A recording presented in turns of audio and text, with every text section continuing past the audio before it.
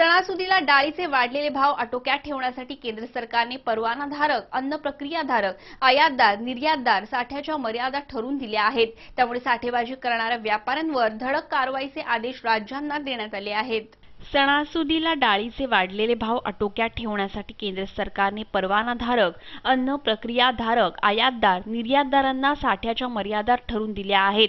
त्यामुळे साठेबाजी करणाऱ्या व्यापाऱ्यांवर धडक कारवाईचे आदेश राज्यांना देण्यात आले आहेत।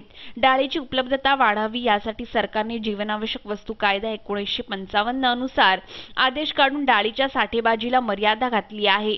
देशांतर्गत उत्पादन 20 लाख टनांनी घसरल्याने डाळीचे भाव गेल्या काही महिन्यात वाढले आहेत। सध्या देशात तूर डाळ व उडीद डाळीचे दर 190 रुपये किलोवर जाऊन पोहोचलेत। सरकारने 5000 टन तूर डाळ आयात केली असून आणखी 2000 टन डाळीसाठी निविदा मागवल्या आहेत। गेल्या आठवड्यात सरकारने शेतकऱ्यांकडून 40,000 टन तूर व उडीद डाळ विकत घेतली असून त्याचा राखीव साठा केला जाणार आहे। Bureau report, MVTV। Rabale MIDC परिसरातील मॉन्टेनियम एज्युकेअर HR कन्सल्टंट या कंपनीने शनिवारी आपल्या शैक्षणिक संकेतस्थळांचं अनावरण केलं।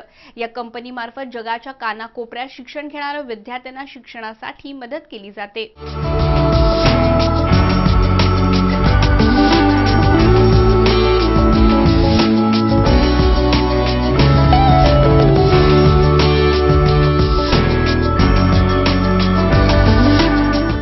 रबाळे एमआयडीसी परिसरातील मॉन्टेनियम एज्युकेअर HR कन्सल्टंट्स या कंपनीने शनिवारी आपल्या सर्वात मोठ्या शैक्षणिक संकेतस्थळाचं अनावरण केलं।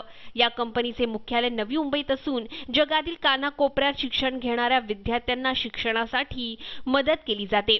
www.eduhunters.com व www.buddyzone.com या नव्या शैक्षणिक संकेतस्थळांचं अनावरण करण्यात आलं।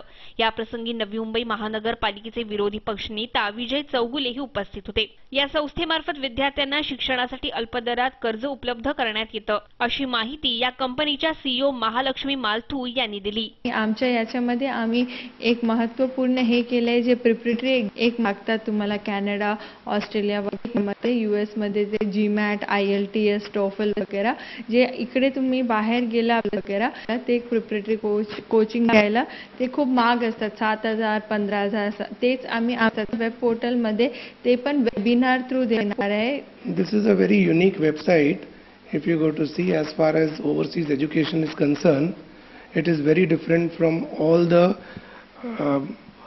different types of education student aspiring to go abroad.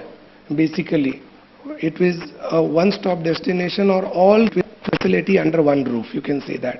Video journalist Suraj कांबळेसह राज चव्हाण, MVTV। सानपाडा येथील केरळी समाजाच्या वतीने 10वा वर्धापन दिन व ओणम सणानिमित्ताने विशेष अशा कार्यक्रमाचं रविवारी आयोजन करण्यात आलं होतं।